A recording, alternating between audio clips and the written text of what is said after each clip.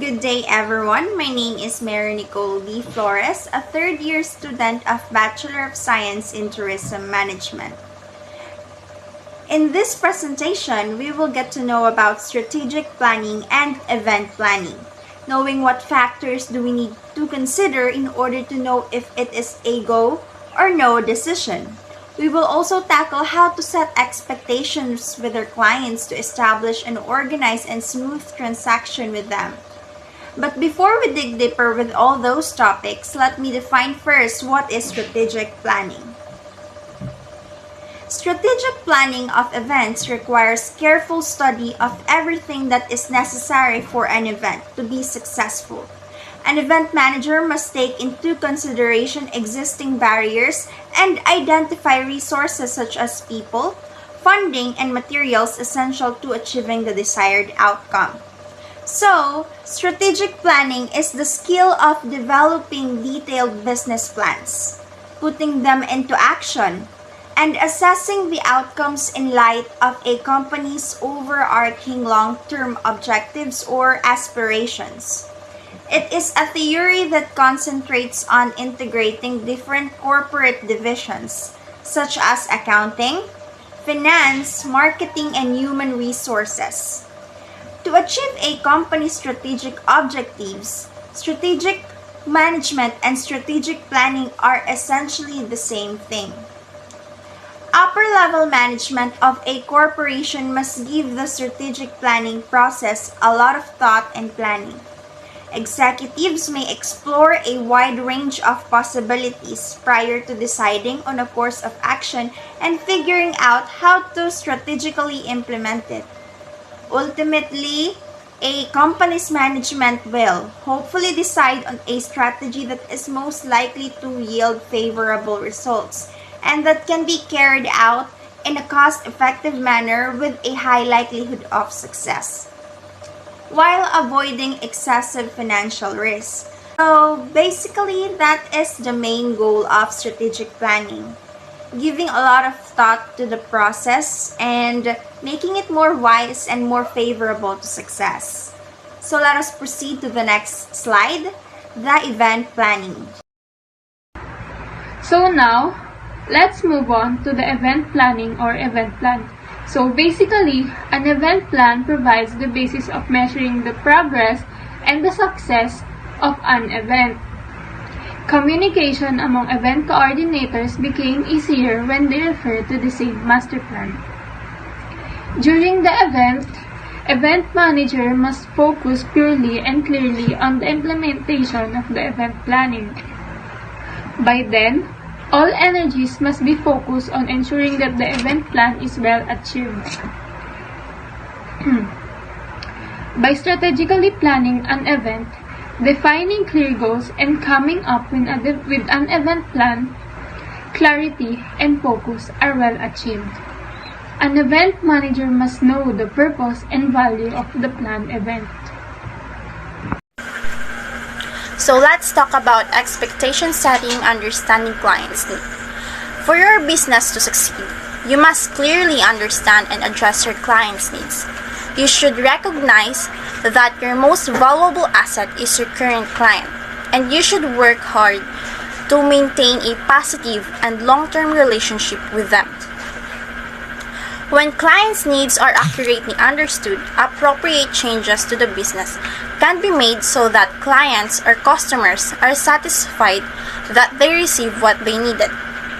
Presenting the products or services in such a way that the client is motivated to buy them is therefore critical.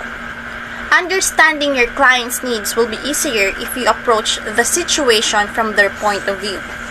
Make sure that you provide products of good and lasting quality so that customers will want to return to you for future purchases. So next is the key question. So here are some key questions to ask your client to determine if you can work together on an event. So the first question is, what kind of event are you planning? So as an event organizer, before we take any actions, we must first know what kind of event are we planning. So basically, ito yung unang step sa paggawa ng isang event. Kailangan talagang alamin kung anong klaseng event yung gagawin. So, next is, when and where do you want to hold the event? In order for us to secure the time, date, and location, we must ask our clients, because this is very an important questions. So, bago tayo gumawa ng events, kailangan muna natin malaman kung anong date, anong oras, at kung saang location. So, kailangan muna natin tanungin ito sa clients. So, next is, how many participants are you expecting? So, dito, bago ka mag-start ng event, tatanungin muna natin yung client kung ilang participants ba ang pupunta sa events or ilang guests. So, not knowing how many participants will be attending to the events is not strategic planning at all, because especially right now that we are in the midst of crisis and any events held are limited. So, ayun, kailangan natin munang tanungin sa client kung ilang guests or participants ang pupunta. Kasi, lalo na't ngayong pandemic, hindi pwedeng marami yung pupunta. Like, as in, marami talaga na wala ng social distancing kasi ngayon, limited na. So, the next is budget per person for the event. So, we must also ask this with our clients to secure both sides in terms of financial, manpower, and resources. When it comes to financial, talagang itatanong natin ito sa client natin. Kasi sila yung magpo-provide. And as an event organizer, tayo yung nagpa-plan. So, next is top 3 negotiable or must-haves. These questions is also necessary because we need to set and met their expectations. So, di ba, yung mga client natin, kapag nagpapa-event sa isang organizer, grabe talaga yung expectations nila. Yung gusto talaga nila, yun yung talaga yung matutupad. Organized and smooth works flow must be followed when it comes to event planning. So, talaga yung gusto talaga nga ng client yung masusunod. So, next is, how will you know the event is successful? So, you need to ask this question to yourself as an event organizer.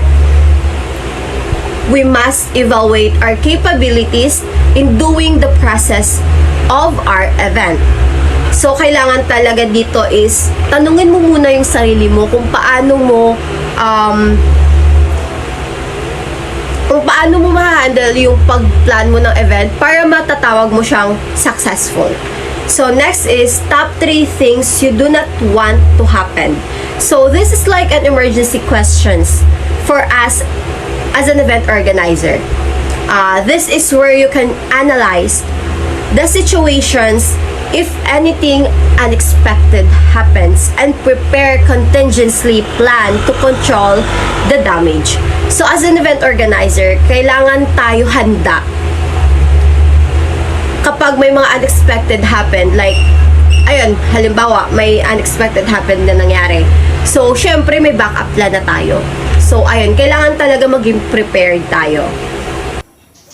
So, let us all proceed to our last topic, the MBOK phases. So, what does MBOK stand for? MBOK stands for Event Management Body of Knowledge.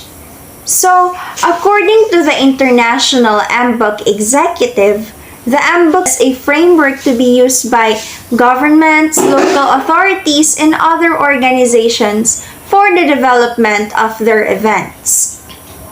So, let us look at here our MBOK phases, our PowerPoint. So, MBOK phases consist of 5 phases: the initiation, the planning, implementation, event, and lastly, our closure. So, different tasks are carried out by the event crew during each phase. So, different knowledge, scale, and process combinations are used. For an instance, the event manager studies the event's viability during the initiation. And then after, the planning phase is started once it is determined that the event is possible. You may consider the event and closure phases to be a part of implementation. So implementation, by the root word itself, it is to implement all the things that you have planned out during the second phase of MBOK. And afterwards, the event will be followed by our closure. So that's the end of our presentation. Hope you learned from it. Thank you.